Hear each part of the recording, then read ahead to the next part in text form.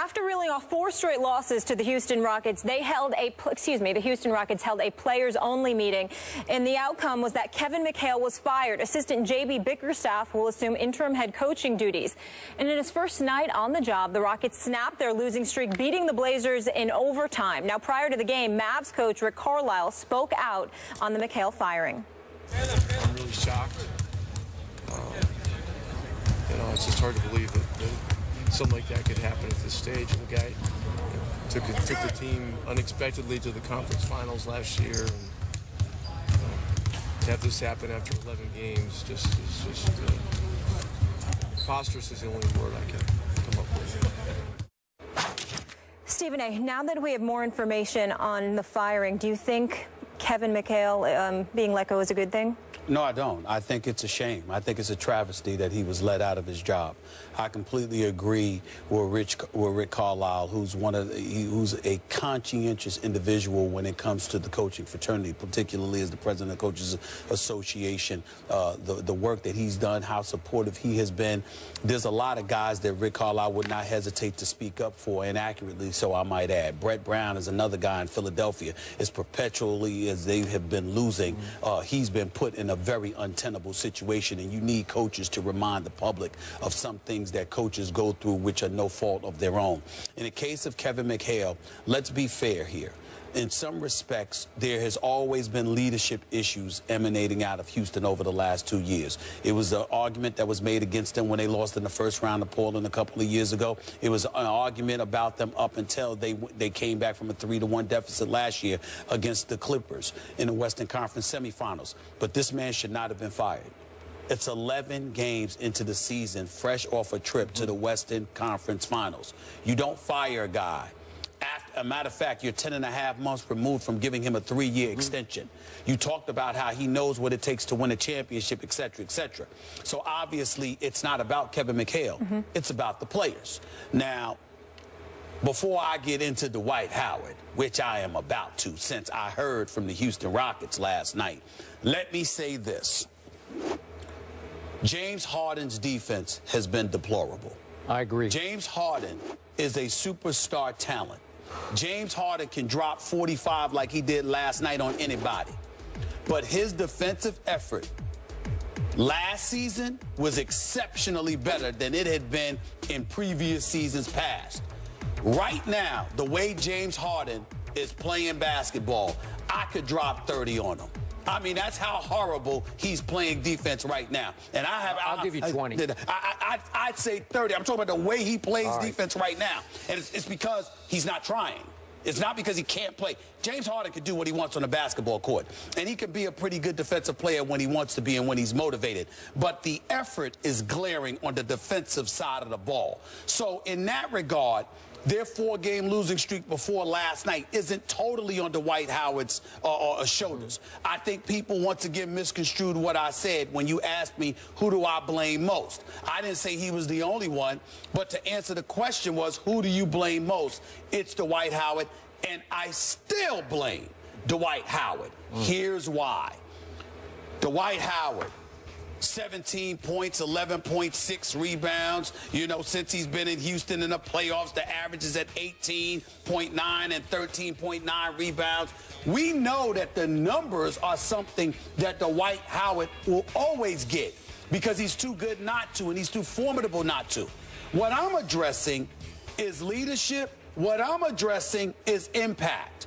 And whether it's because he's not getting the ball enough, whether it's because the environment is a bit too lax, whatever the reason is, Dwight Howard isn't the Dwight Howard that he was those years in Orlando, Skip. Yep. He wasn't even though to a lesser degree in L.A., he was still impactful. When Dwight Howard did something, it made a difference. That doesn't seem to be the case in Houston. That's all I was saying about that. The reasons could be a multitude of things. But in the end, here is what it comes down to. I challenge anybody, and I'm not going to mention the person with the Houston Rockets, really good person. They weren't sitting there, very respectful. They were just sending me numbers about Dwight Howard. That's all they did. They didn't do anything wrong. But they're coming to the defense of their own player. All I'm saying in response is this. I challenge any Houston Rockets fan in this nation. I challenge anybody in the city of Houston. I challenge anybody in that organization to tell me that if Dwight Howard was as ferocious and as impactful as he was when he was in Orlando, is Mchale still the head coach of this team? I'd say he is. That's the point, because Mchale is a big man's coach. Mchale was supposed to be somebody assisting and helping him evolve more as a basketball player, not be the same guy or a tad bit less than what he was. His health has something to do with it, because Dwight Howard isn't 100% healthy. Don't get me wrong. But in the end, all I was trying to say is Dwight Howard hasn't been the Dwight Howard we expected him to be in L.A., and we expected him to be when he signed for $88 million in Houston. There is no getting around that. But I can't ignore the fact that James Harden ain't helping, because his defense really, I mean, it's the effort really looks sluggish. I haven't really watched every game. I've watched him about 4 or 5 times. The games that I've seen James Harden play, he hasn't shown up defensively. Just hasn't shown up. Sometimes he doesn't show up offensively. I mean, just shooting so poorly. Well, I'm just saying. But if you shoot poorly, you shoot poorly. That's different than not showing effort on defense. And to your point about Dwight, just to be fair about this, he had 2 knee issues last year that sounded pretty serious. Yeah, I wasn't talking about last year because he was injured. This is 41 games. They talked about in camp, we got to limit his minutes to protect his knees. Now, he played 40 last night. That included overtime, but I don't know. They didn't protect his knees. And 19 rebounds. And he had 19 rebounds. Didn't score much, but it didn't matter because you want him to rebound and block shots. That's right. That's right. What did he block? 3 shots? Yeah. Okay. Yes. Not bad. Okay. I want to make the point right now that this team is not out of the woods because it won or stole that game at home last night. You realize they were down 15 going to the 4th quarter. And all credit to James Harden and to Corey Brewer, because they stepped up in the 4th quarter with 17 and 13 points respectively. But you know what happened at the end of regulation? It took an extremely, if we could see that, ill-advised pass cross court from James Harden on the fly. Look at this. I mean, that should have been intercepted, and Corey Brewer just catches it on the fly and just flings it from 3, and it goes in, and that forces overtime at the buzzer, okay? So that's a little lucky. That was a minor miracle, very lucky. So, but they did pull it off, so now there's a feel-goodness coming back to this team.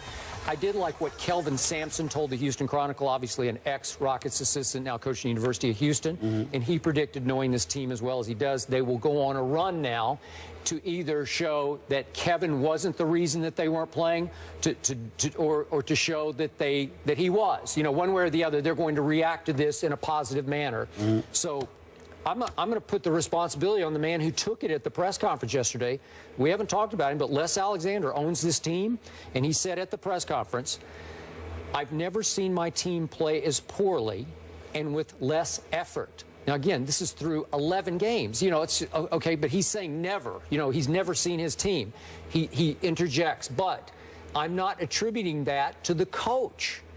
I just had to do something. So this is a classic case of you can't fire the players, so fire the coach. You have panicked. This is pure early season panic. And to Rick Carlisle's point, it was preposterous. To your point, it was a travesty.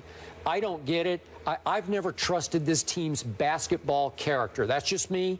Deep down, whatever this team is made of, as it revolves around its superstars, I don't love it. And I think Kevin Mchale actually did a lot to help that, to give them some credibility on the bench of a Hall of Fame player who's been a pretty good coach. And by the way, I do expect Kevin to wind up back with the T-Wolves, where he's from Minneapolis, played at University, or not from there, but he's from the state. Yes. Hibbing, actually, but he played at the University of Minnesota.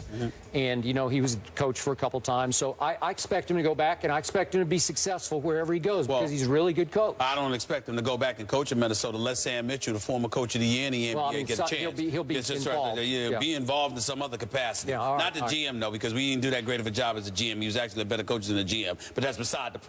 I will say to you, I totally agree with you about maybe that's what it is when we're talking about this team. Maybe it's the character of the team. Yep. Because, again, when you're 3 years in with these guys and you're still looking for leadership inside that locker room, you would think James Harden is, but they're saying no, no, no, that he's feeling himself or whatever. I'm not going to accuse him of that because I don't know that. Yep. But I will tell you that's what folks were saying yesterday. There was a story about how he's been aloof with his teammates. Yes.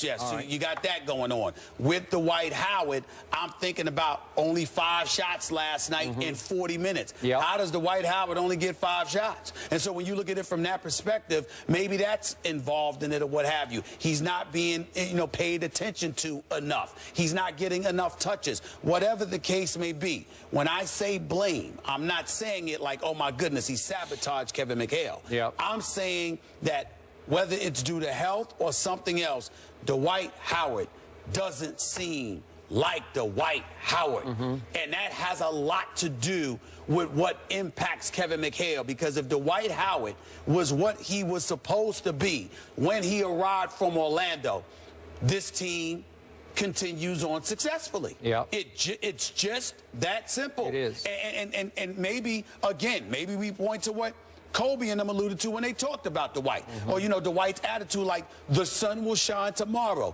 It's beautiful here in Texas. People love me. I love them. I'm paying no state income tax while I'm getting this money. Like I was paying the 12.3% state income tax in L.A. I'm good. I'm good. Life is fine. The sun will shine tomorrow. Well, guess what? When you playing with dudes that want to win, that doesn't help you. Yeah. You can't.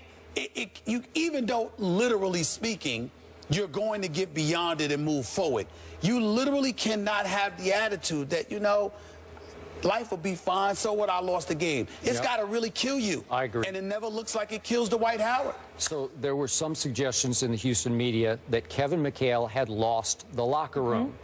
I don't know how you lose it in 11 games after you finished second in the West last year in record and in the playoffs, right? Well, how do you lose it in 11, and why wouldn't the owner give you a chance to win back the locker room? There was a meeting, and it was supposed to be a players-only meeting where nothing was going to get revealed, and I saw 3 different stories. 3 different stories with multiple sources. So clearly there were individuals inside that meeting who wanted the information to get out that they were not vibing with Kevin McHale. So there's but they were also not vibing with James Harden from those reports, right?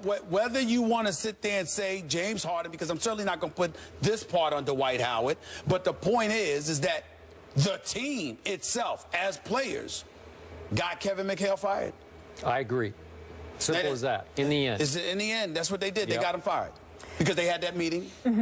James Harden was 5th in player efficiency last season. He is 23rd now. Coming up next, is President Barack Obama a bad man? He seems to think so. We'll explain his comments when we come back. I can't wait for this topic.